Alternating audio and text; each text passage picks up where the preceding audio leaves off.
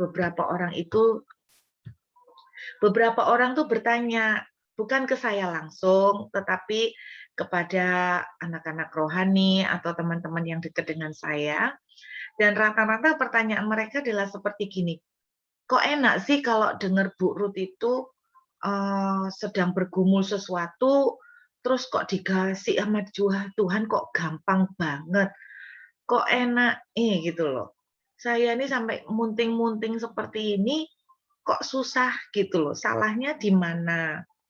Nah, saudara, ada satu sikap, ada satu attitude yang kita itu perlu hati-hati, yang bisa menjadi penghalang mujizat, yang bisa menjadi penghalang doa, yang bisa menjadi penghalang breakthrough, dan menghalangi Tuhan untuk menjawab doa-doa kita.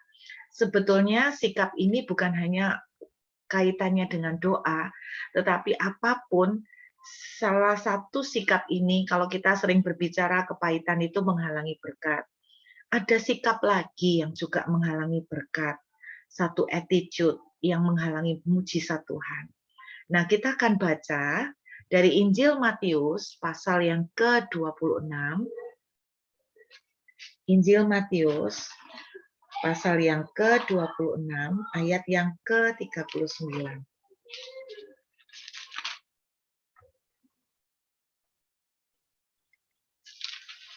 Injil Matius pasal yang ke-26 ayat yang ke-39. Ini merupakan doa Tuhan Yesus pada waktu di Taman Getsemani, Matius 26 ayat 39. Maka ia maju sedikit, lalu sujud dan berdoa katanya, "Ya Bapakku, jikalau sekiranya mungkin, biarlah cawan ini lalu daripadaku. Tetapi janganlah seperti yang kukendaki, melainkan seperti yang Engkau kendaki." Saudara, sangat jelas dari contoh doa yang dinaikkan oleh Tuhan Yesus, bahwa Tuhan Yesus itu juga punya keinginan. Tuhan Yesus itu juga punya kehendak, punya kerinduan juga.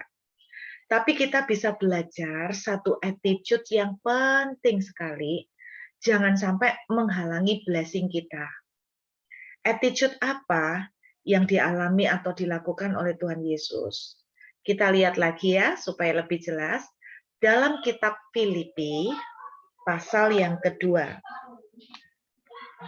Kita lihat kitab Filipi, pasal yang kedua, ayat yang ke-5, sampai ke-8. Filipi pasal 2 ayat 5 sampai 8. Hendaklah kamu dalam hidupmu bersama, menaruh pikiran dan perasaan yang terdapat juga dalam Kristus Yesus. Maksud Paulus tuh seperti ini loh. Hendaknya kamu tuh berpikirlah seperti Yesus, cara Yesus berpikir. Nah, Paulus tuh ngajarin, kamu berpikirlah seperti cara Yesus berpikir. Ayat yang ke-6, cara Yesus berpikir yang kayak apa? Yang walaupun dalam rupa Allah, tidak menganggap kesetaraan dengan Allah sebagai milik yang harus dipertahankan, melainkan telah mengosongkan diri dan mengambil rupa seorang hamba dan menjadi sama dengan manusia. Dan dalam keadaan sebagai manusia, ia telah merendahkan diri dan taat sampai mati, bahkan sampai mati di kayu salib. Jadi Paulus itu ngajarin, kita tuh hendaknya punya pikiran sama attitude tuh kayak Tuhan Yesus. Pikiran sama attitude kayak Tuhan Yesus tuh kayak apa? Nah, bahasa sederhananya dari ayat yang ke-6 sampai ayat ke-8, kalau boleh saya simpulkan cuma satu, yaitu yang namanya menyerahkan hak. Menyerahkan hak. Artinya tuh begini, Yesus itu punya keinginan, saudara. Makanya dia bilang, kalau boleh cawan ini berlalu. Karena dia tidak kepingin disalib. Jadi Yesus itu punya keinginan. Tetapi dia bilang, tapi kalau engkau punya kehendak yang lain, Bapak, yang tidak cocok, yang tidak selaras dengan keinginanku, maka ya Biarlah cawan ini kalau boleh berlalu, tapi bukan kehendakku yang terjadi, tapi kehendakmu. Ini yang namanya satu attitude, yang namanya penyerahan hak. Satu sikap penyerahan hak ini sebetulnya sama dengan prinsip yang dituliskan dalam kitab Injil Yohanes. Pasal 12 ayat 24, saudara tidak usah baca, nanti bisa baca di rumah masing-masing. Satu biji, kalau tidak jatuh ke tanah lalu mati, dia cuma jadi satu biji. Tapi kalau dia mati, jatuh ke tanah dan mati, maka dia akan menjadi banyak. Jadi intinya, Tuhan tuh ngajarin kita satu pola, bahasa sederhananya tuh gini, lu kalau mau dapat banyak, lu kalau mau dapat besar, lu mesti rela mati, jatuh ke tanah dan mati. Ini yang saya bilang kalau orang jatuh ke tanah dan mati itu yang namanya menyerahkan hak. Istilahnya seperti tidak punya apa-apa, gitu kan. Kepingin tapi diserahkan. Nah, mungkin bahasa sederhananya lebih gampang. Apa sih maksudnya penyerahan hak sih, Bu? Yesus tuh punya hak, saudara, untuk tidak disalib karena dia tidak salah. Tapi dia serahkan hak itu. Sama, sebuah biji itu ya, kalau misalnya biji itu bisa hidup gitu ya, pertama ya enggak mau jatuh ke tanah terus mati. Jadi sebelum dia hidup dan berbuah, dia harus melalui proses mati. Ya enggak mau, kalau biji itu bisa bicara, dia enggak mau mati dulu kan gitu. Nah, dengan kata lain, satu sikap yang perlu kita miliki, yang Bapak, Ibu, dan saya tanpa sadar menghalangi kita punya miracle, adalah sikap yang harus kita punya namanya surrender, berserah. Kalau orang Jawa enak ngomongnya, nerimo. Nah, menurut saya, sikapnya Yesus itu sikap nerimo. Nerimo gimana? Dia kepengennya enggak minum cawan.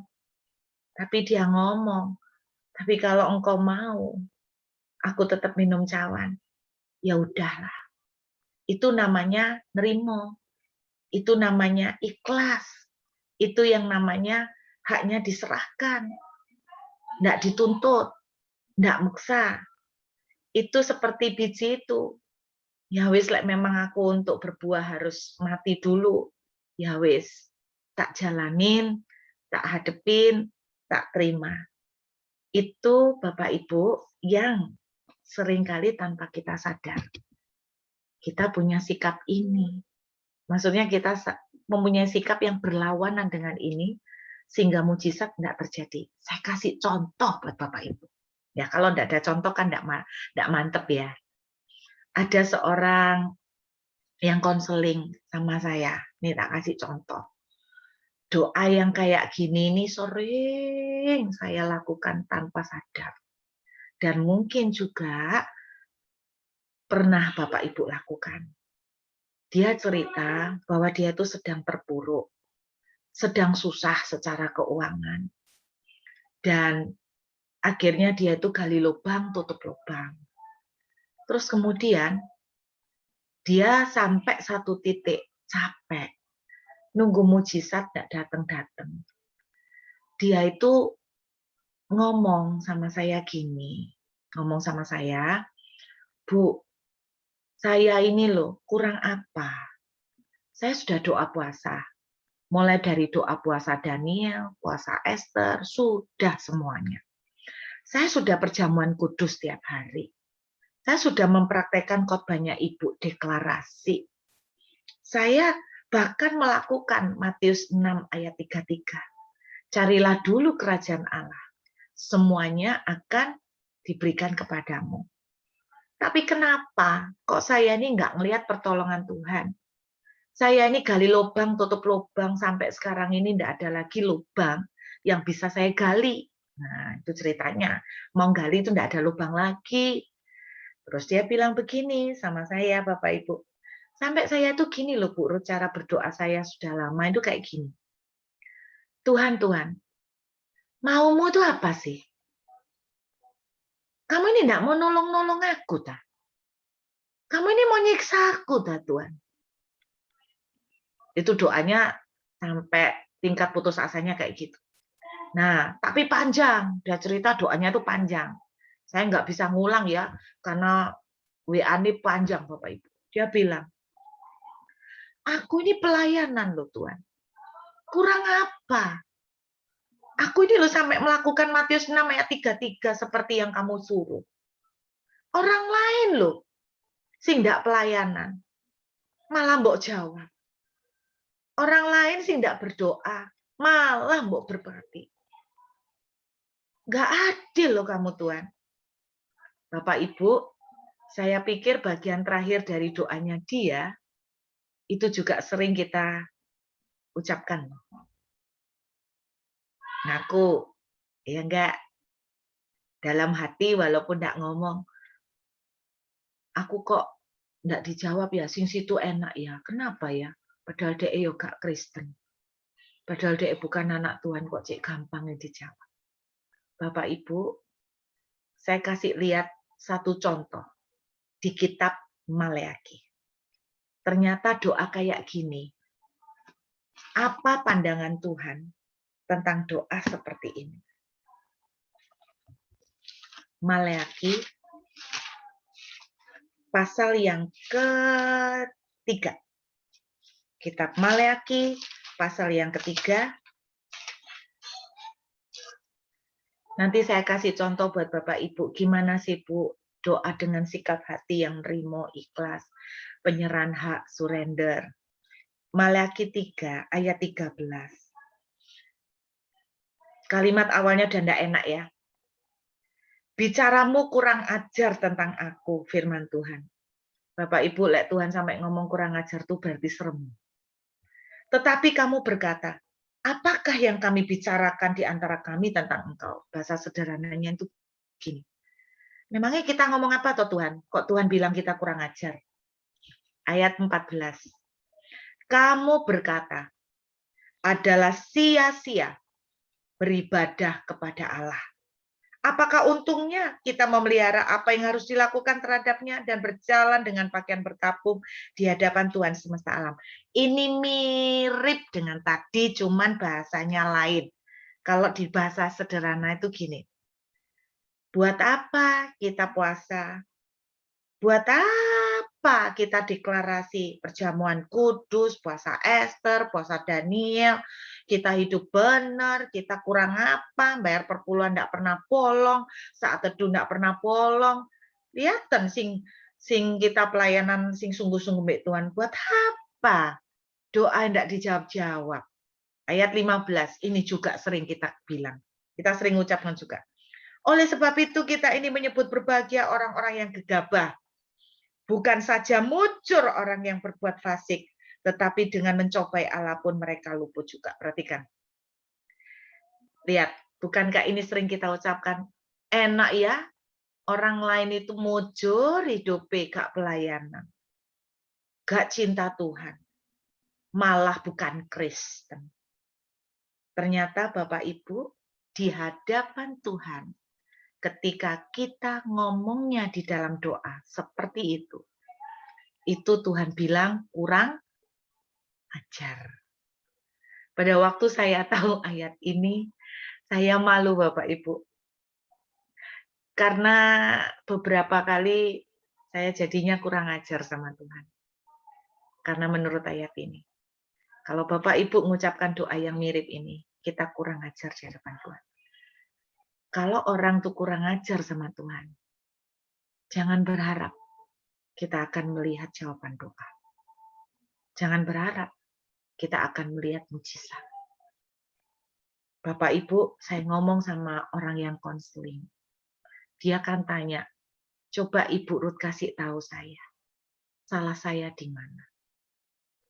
Saya tuh bilang, sebetulnya Ibu itu sudah kelihatan di depan mata apa yang Ibu tulis, saya menangkap ada 2 salah. Salah apa saya? Salah Ibu yang jelas, gali lubang tutup lubang, itu salah. Saudara, kemarin saya khotbah tentang gali lubang tutup lubang, wah banyak heboh rame. Kenapa? Karena terutama pengusaha-pengusaha tidak terima. Mana bisa Bu kalau ndak utang, modal, kita butuh modal. Kalau kita mau sungguh-sungguh lihat firman, sebetulnya firman itu ngajarin, Roma 13, jangan kamu utang apapun dan kepada siapapun. Saudara, ada orang ngomong gini sama saya. Bukan sama saya, sama anak rohani saya, tapi anak rohani saya nyampaikan. Lah kok enak Ibu Ruth itu loh. Lagi butuh uang untuk bayar sekolah anaknya.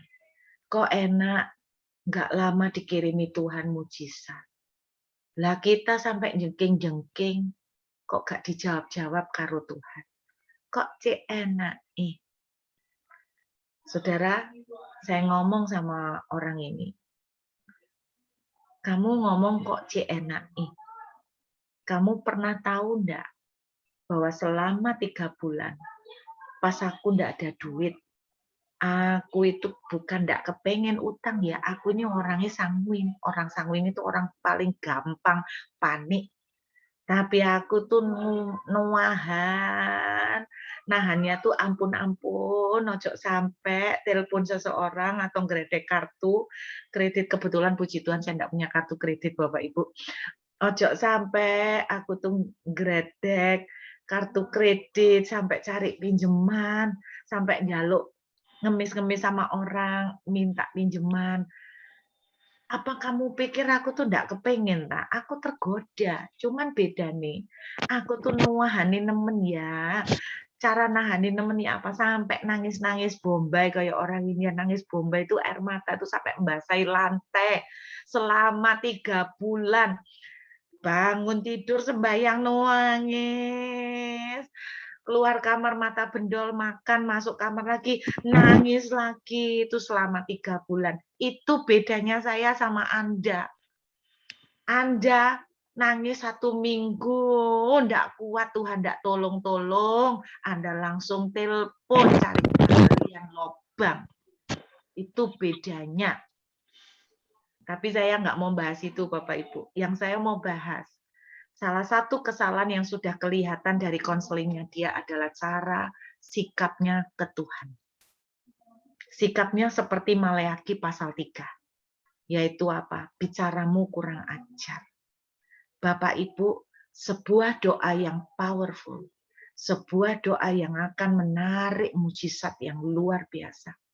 Kalau doa itu dinaikkan oleh saudara dengan sikap penyerahan diri seutuhnya. Sikap penyerahan diri seutuhnya. Bahasanya tuh gini, Tuhan, kamu mau apa no aku? Aku percayakan kepadamu. Dijawab, haleluya. Belum dijawab, berarti kamu mau ngapain? Silakan Tuhan. Aku enggak suka. Kalau boleh biarlah cawan ini berlalu daripadaku. Tapi kalau engkau masih mau aku minum dan menikmati saat ini, jadilah seperti yang kamu mau. Itu doa yang ikhlas. Itu doa yang rimo. Kalau saudara bisa doa seperti ini, saya sangat percaya. Nggak mungkin, nggak akan Tuhan itu hatinya melihat saudara itu nggak tergerak. Ketika saudara punya sikap seperti Maleakhi pasal 3, Tuhan tuh tambah marah Bapak Ibu. Bapak Ibu, Anda yang sedang menantikan jawaban doa, Anda yang sedang menantikan pertolongan Tuhan, Anda yang sedang menunggu breakthrough. Saya tahu yang namanya menunggu itu tidak gampang. Saya sendiri tadi juga ngobrol sama teman saya. Dah, aku ini nunggu daripada stres, aku nggak mau mikir. Nggak gampang masa menunggu. Tetapi hati-hati. Ketika Anda di dalam masa menunggu saking lelahnya dan kadang-kadang iman itu up and down, jangan sampai keluar omongan yang salah seperti ini dan jangan sampai punya sikap hati yang tidak bisa menyerahkan diri seutuhnya ke tangan Tuhan. Saya kasih contoh satu lagi. Ini bukan tentang doa, tetapi ini tentang sikap. Kalau kita tuh punya sikap di dalam meresponi keadaan, sikap di dalam meresponi apapun dengan seperti itu, maka kita akan menarik mujizat. Kita lihat 1 Raja-Raja.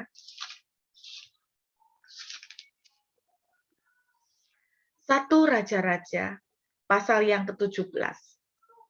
Saya suka sekali ayat ini. Ini selalu jadi salah satu cerita favorit saya. Saudara, ayat 1 dari pasal 17.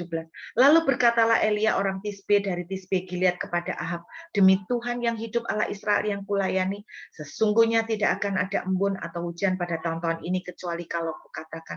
Kemudian datanglah firman Tuhan kepadanya, ayat 3, pergilah dari sini, berjalanlah ke timur, bersembunyilah di tepi sungai Kerit, di sebelah timur sungai Yordan.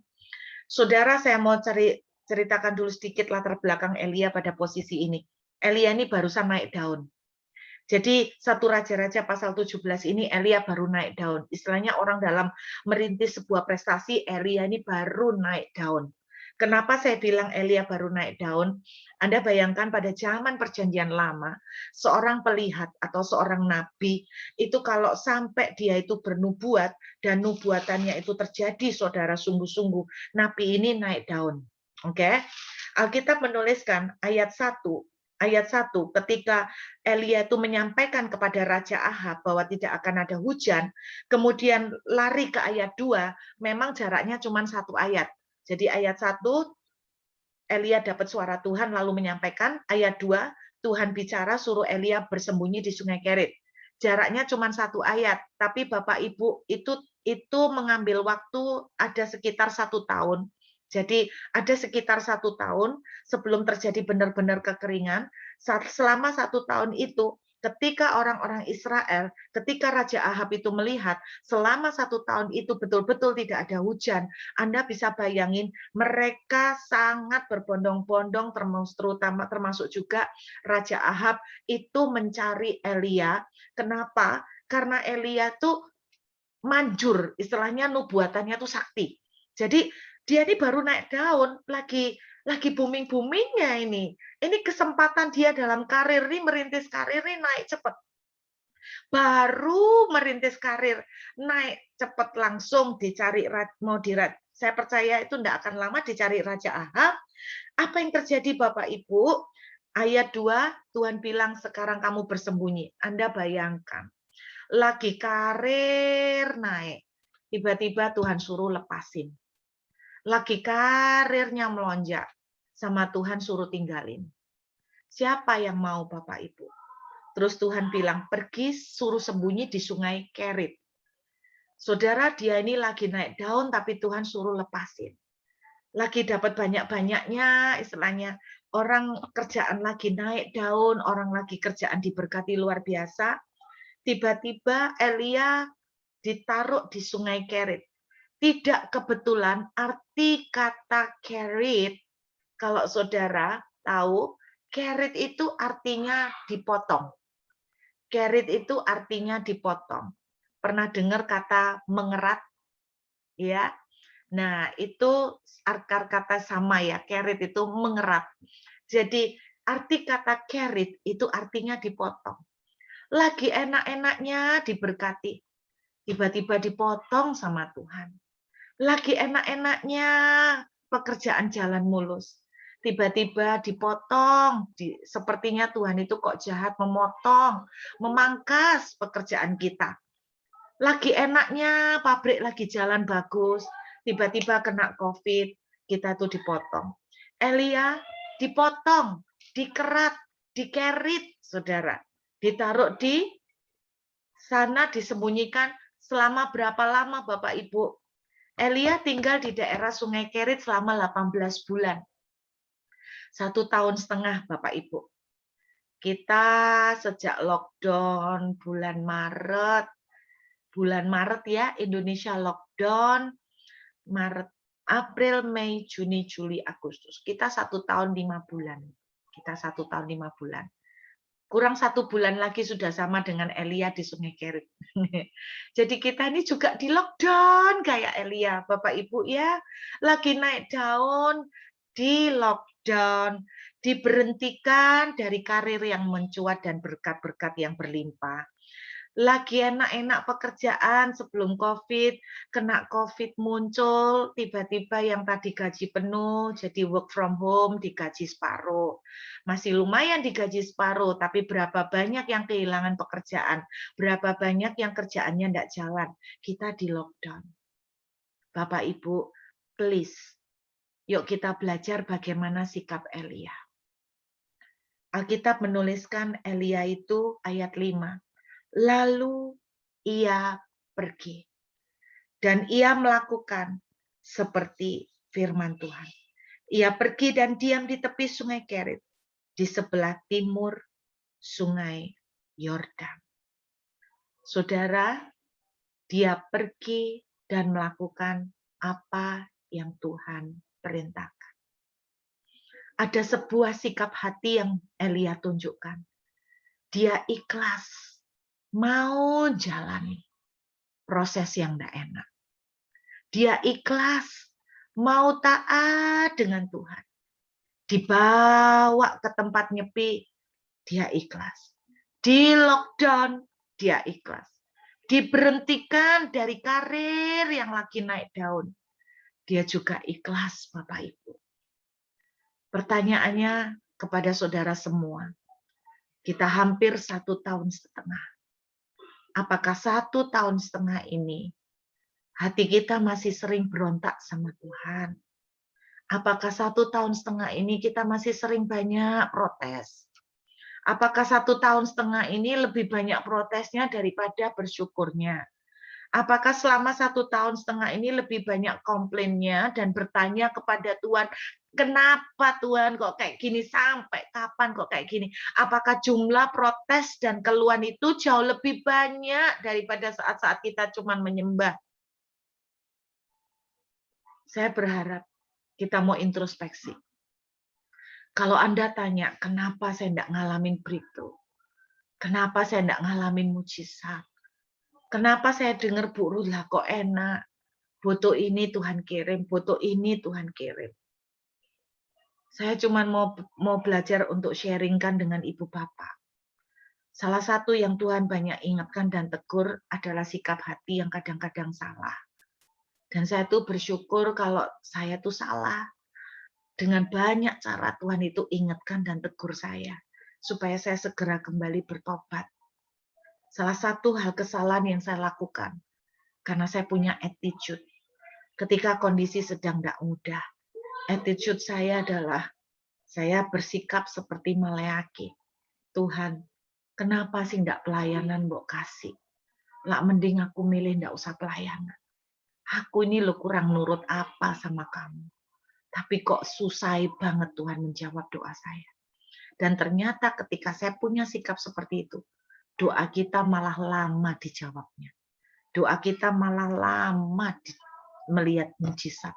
Sama, ketika di dalam masa menunggu, saudara banyak punya sikap berontak, protes, ngomel, bertanya-tanya terus sampai kapan. Saudara akan makin lama melihat mujizat itu terjadi. Saudara akan makin serasa jauh dari apa yang saudara rindukan dan saudara perlukan. Saudara akan makin jauh dari jawaban doa. Sikap yang perlu kita tiru dari Elia adalah dia rela, dia ikhlas. Percayalah tidak ada yang terjadi sekalipun itu COVID tanpa seizin Tuhan. Roma 8:28 kan menjadi ayat mas kita. Tuhan ikut bekerja di dalam semuanya, termasuk di dalam COVID. Tetapi kalau di dalam COVID ini, begitu banyak imbas-imbas negatif yang kita alami. Kita punya sikap di dalam menjalani masa-masa tidak enak ini salah. Kita punya sikap yang salah.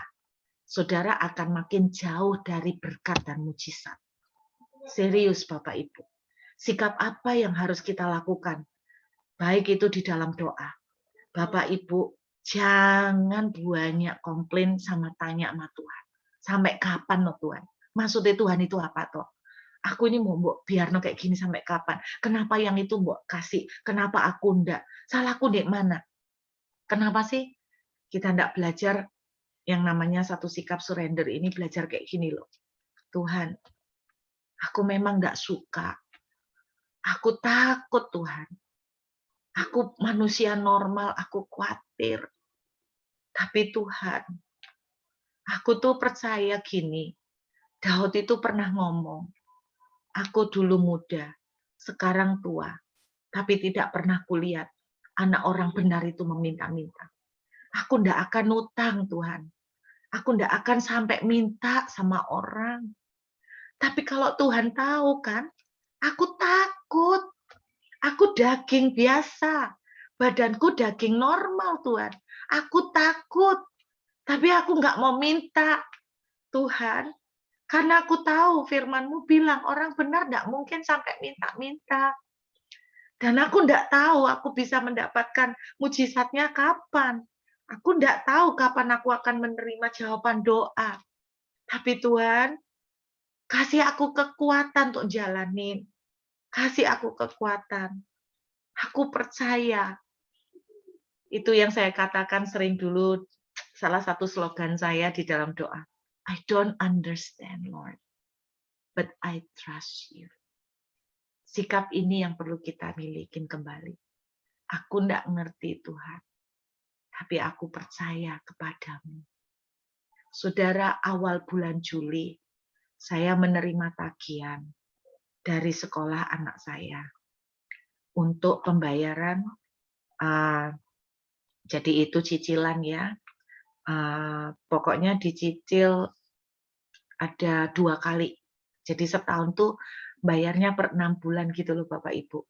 Jadi sebelum semester itu mulai harus dibayar dulu di awal semester. Nah, anak saya sudah dapat potongan beasiswa. Setelah dipotong beasiswa, anak saya masih harus bayar 100 juta per semester. Jadi setahun 200 juta. 20.000 Australia dolar. Bapak Ibu, saya ini hamba Tuhan. Posisi saya di sini juga saya enggak kerja. Dan kalau Anda bilang, Bu Ruth, dapat berkat banyak, misalnya dari khotbah, Anda boleh cek sama banyak hamba Tuhan. Termasuk hamba Tuhan pun terkena imbas dengan COVID. Pelayanan jadi berkurang banyak. Saudara terus terang, ada salah seorang kenalan kami, juga hamba Tuhan. Karena COVID ini, pelayanan dia dipapras habis. Sampai sangat sedikit pelayanannya dia. Dia full time, saudara. Apa yang dia lakukan, dia akhirnya banting setir. Sambil nunggu jadwal pelayanan, dia jualan nasi gojeng, nasi 5 ribuan. Tapi ini jauh lebih mulia, saudara. Jauh lebih mulia.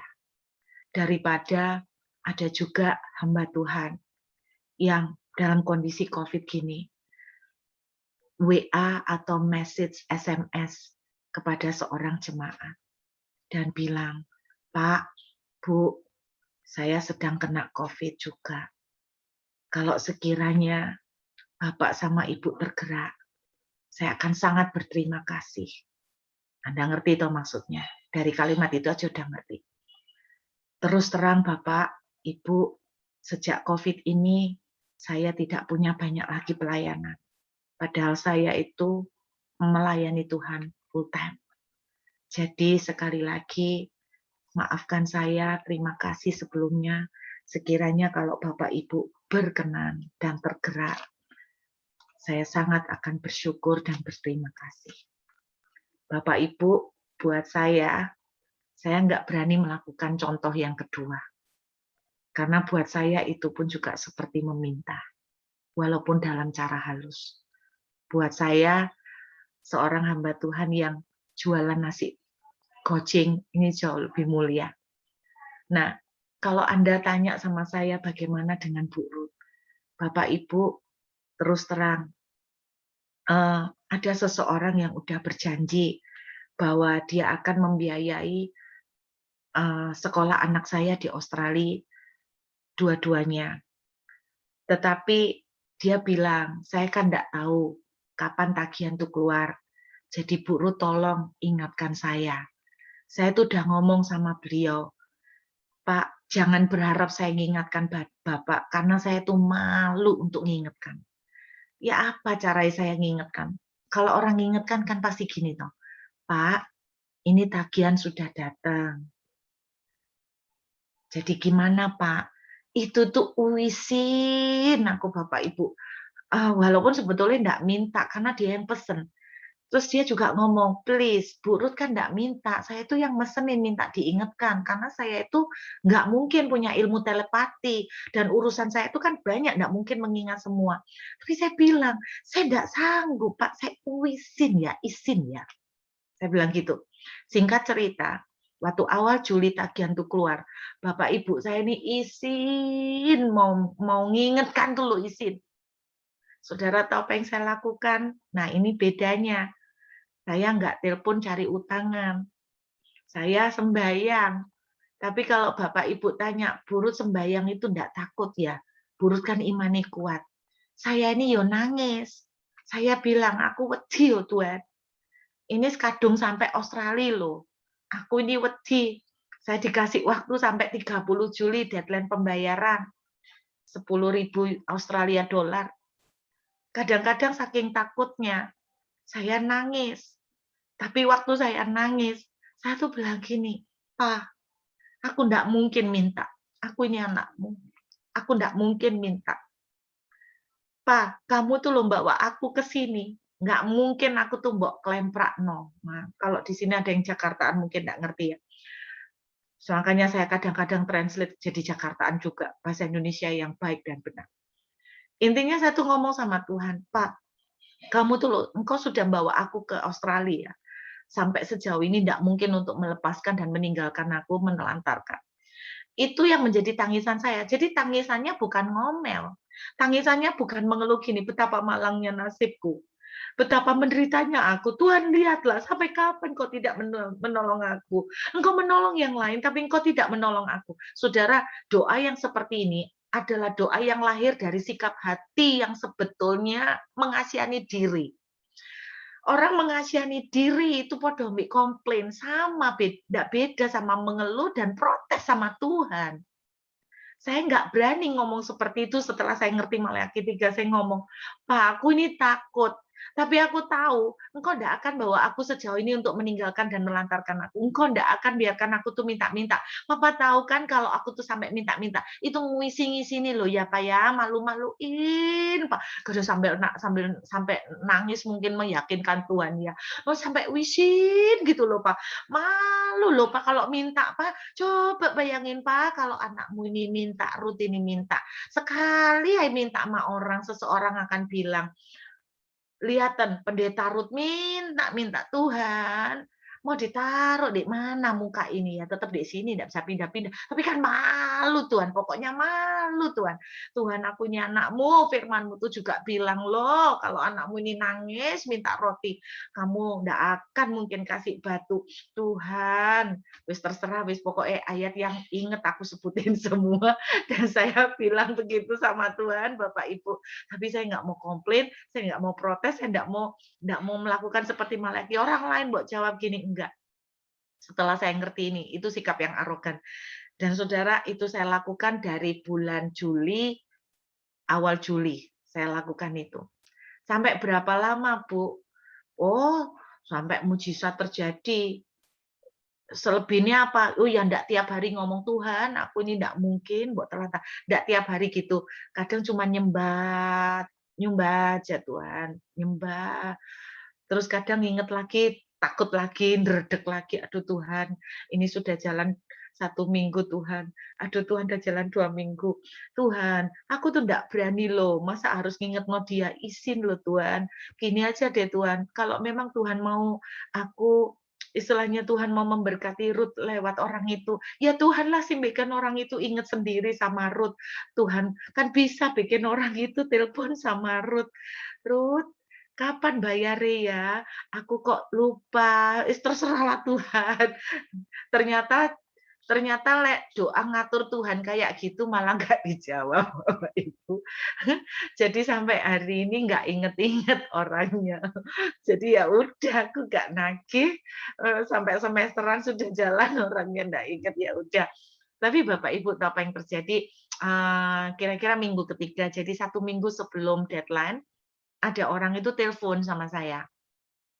Terus dia tuh cerita gini, "Bu Ruth, istri saya tuh pas lagi nyembah, tahu-tahu terbayang wajahnya Ibu Ruth," gitu loh. Saudara, saya ini sering loh wajah saya ini dipakai Tuhan untuk membayang-bayang. Haleluya, maka syukurilah wajahmu, oke? Iya, dulu saya tuh enggak mensyukuri wajah saya, Bapak Ibu, karena saya dari kecil tuh selalu dibilang mami saya tuh tok nong tungos, bathuk nonong untung rongos. Ini orang Jakarta pasti nggak ngerti wis. Orang Jakarta susah, Pak. Diterjemahkan Jakartanya kurang mantap. Bathuk nonong untung rongos itu apa ya terjemahan Jakartanya ya? Bathuk itu dahinya nongol, eh dahinya nongol, giginya tonggos. Nah, kurang mantep kan? Enak Jawanya, bathuk nonong untung rongos. Katanya gitu. Jadi bayangkan, dulu saya lihat wajah saya, Bapak Ibu sungguhan kepengen kaca itu tak pecah loh Bapak Ibu, lihat wajah saya. Maksudnya itu gini loh, Tuhan, aku ini dulu sering pertama kali komplain Bapak Ibu, komplain gini, sudah elek, sudah enggak cantik, melarat lagi Tuhan kurang apa aku ini? Wis, kurang elek apa maksudnya? Loh, saudara kalau cantik, masih kaya, itu kan lumayan, masih punya modal ya Bapak Ibu ya. Kalau kalau ndak cantik, tapi kaya, lumayan punya modal. Atau dia cantik tapi miskin, masih punya modal cantik. Nah, saya udah ndak cantik, ndak kaya. Luar biasa kan? Modalnya minus minus minus Bapak Ibu ya kan? Dulu saya sering ngomel. Tapi belakangan saya tuh bersyukur. Saya belajar menikmati wajah saya, Bapak Ibu. Soalnya mama saya dulu sering kali ketemu sama saya, tiap kali ketemu mesti gini, "Ini loh tak kenalin anakku yang paling" elek. Serius, Bapak Ibu. "Ini loh anakku yang paling jelek." Saya sekarang bertobat Bapak Ibu, jangan sampai ya mengenalkan anak kita ke orang, "Nih kenal lo anakku yang paling welek." Itu saya dulu Bapak Ibu. Dan ketika saya tuh mulai belajar untuk memperkatakan yang positif, ya ya apa ya Bapak Ibu, memang nggak ada orang ngomong saya jelek, tapi ada sih ngomong saya katanya kayak Endang Estorina. Anda memang nggak perlu ngomong saya jelek, tapi kalau Anda ngomong saya kayak Endang Estorina, saya sudah tahu apa artinya Bapak Ibu. Kalau Bapak Ibu ngomong saya kayak, siapa ya, Rosa gitu ya, penyanyi Rosa, tuh ayo, aku ngerti lah. Tapi kalau Anda ngomong saya kayak Endang Estorina, saya sebetulnya udah ngerti apa yang Bapak Ibu maksud. Iya kan? Makanya Bapak Ibu, dulu saya tidak bisa bersyukur, tapi kemudian saya ngomong, Tuhan, akhirnya waktu saya nggak laku-laku itu Bapak Ibu, saya tuh ngomong gini, terima kasih Tuhan kalau wajahku ini tidak cantik, berarti apa? Sing bener-bener mau sama aku itu berarti tidak lihat fisik. Yang benar-benar mau sama aku tuh adalah orang-orang pilihan. Itu sebetulnya menghibur diri. Orang-orang pilihan, Tuhan. Justru orang cantik itu bingung kalau milih jodoh. Kenapa? Karena banyak yang ngejar dan tidak tahu mana yang tulus. Ya kan?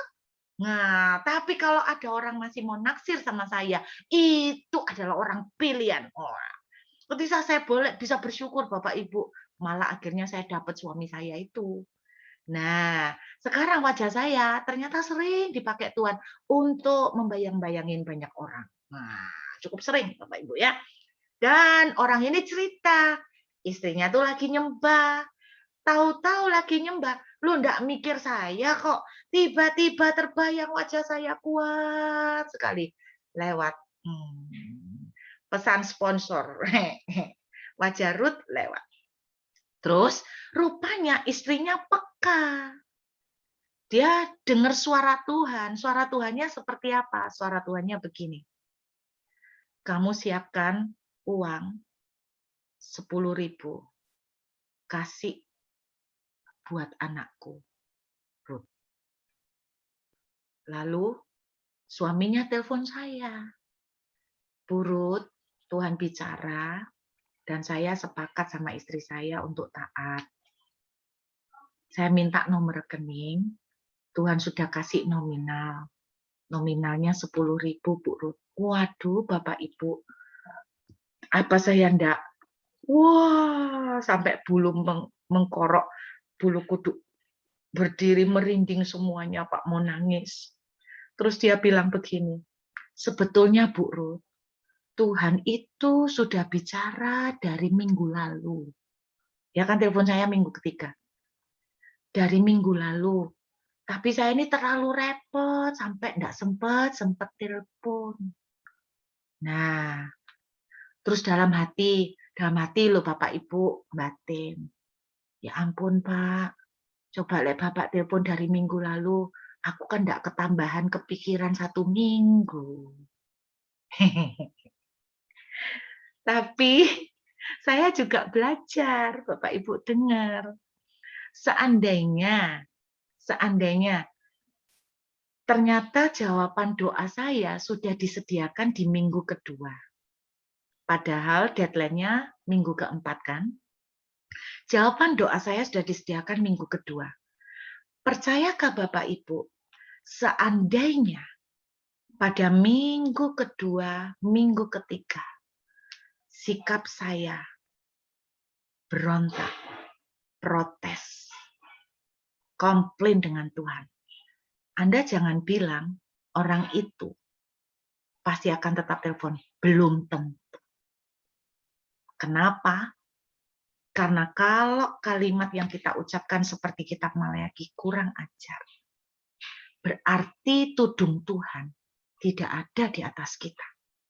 Dan kalau Tuhan tudungnya udah diangkat, termasuk tudung atas berkat yang sudah jadi jatah kita, diangkat, maka iblis yang akan take over. Bapak Ibu dengarkan, saya tidak tahu Bapak Ibu butuh apa. Siapa tahu sudah tersedia dari minggu lalu. Tapi kalau Bapak Ibu ngomel melulu, reaksinya salah. Entar kesamber, kecomot sama setan lu ya. Sayang berkatnya. Betul Bapak Ibu? Tuhan sudah ngomong dari 1 minggu yang lalu. Jadi saya terima, saya bersyukur, dan saya belajar banyak. Jadi Bapak Ibu jangan punya attitude atau sikap hati yang salah. Dijawab, belum dijawab, mari belajar punya sikap hati penyerahan diri, surrender sama Tuhan. Belum dijawab, jalani dengan ikhlas seperti Elia. Disuruh lockdown, lagi naik daun suruh berhenti, lagi banyak prestasinya disuruh mandek, lagi duit-duitnya masuk gencar, tiba-tiba ketutup semuanya. Jalani dengan ikhlas. Nerima Tuhan, aku enggak ngerti. Tapi aku tuh tahu Tuhan, aku tuh anakmu. Enggak mungkin aku akan mbok biarkan sampai minta-minta. Engkau lo bisa kasih makan burung di udara, apalagi aku anakmu. Aku enggak tahu piye caranya Tuhan, aku enggak tahu gimana caranya. Aku enggak mengerti Tuhan, tapi aku percaya kepadamu. Biar malam ini saya berharap dan berdoa. Mari kita perbaiki sikap kita, supaya ada mujizat, blessing Tuhan terjadi buat kita semua. Amin Bapak Ibu. Bisa tersenyum malam ini, buat doa yang belum dijawab. Anda tidak akan pernah tahu ketika Anda ikhlas menjalani, ngikuti naik. Jalani Tuhan dengan syukur, nerimo. Anda tidak akan pernah tahu apa yang dialami oleh Elia dahsyat. Tuhan kirimin burung gagak, kasih daging sehari 2 kali, plus dikasih air dari sungai Kerit. Bapak Ibu dikasih roti. Bapak Ibu saya tuh baru tahu. Kalau burung gagak yang dikirim Tuhan ini, selama ini kita taunya burung gagak dikirim Tuhan untuk kasih makan Elia daging, itu aja sudah mujizat. Betul enggak? Kenapa? Karena burung gagak makanannya daging. Sangatlah tidak mungkin burung gagak itu binatang yang cukup egois. Cukup egois, bukan binatang yang suka sharing atau berbagi. Dan dia, kalau sudah dapat daging, dia tidak mungkin bagi-bagi. Tetapi Tuhan bisa pakai agent, Tuhan bisa pakai alat yang tidak mungkin sama sekali. Orang yang pelit sekalipun bisa Tuhan pakai untuk memberkati Bapak Ibu. Orang yang sangat Bapak Ibu dalam pikiran Anda itu paling terakhir yang tidak mungkin menurut Anda itu bisa memberkati saudara. Anda jangan remehkan kekuatan dan kuasa Tuhan. Justru seringkali orang-orang yang kita harapkan, oh si A, si B, aku berharap dia membantu, malah meleset semua. Karena cara Tuhan tidak pernah bisa kita masukkan rasio. Bukan itu aja Bapak Ibu yang saya baru tahu tentang burung gagak. Ada satu kebenaran mengenai burung gagak yang saya tahu. Bapak Ibu tahu nggak? Burung gagak, saya bilang kan burung yang egois. Dia tidak mungkin kembali terbang ke tempat yang sama. Saya ulangin. Burung gagak itu, Pak, Bu, tidak mungkin kembali ke tempat yang sama. Jadi tidak mungkin. Bawa daging aja sudah tidak mungkin karena dia itu binatang yang rakus dan egois. Apalagi dia juga binatang burung yang tidak mungkin kembali ke tempat yang sama.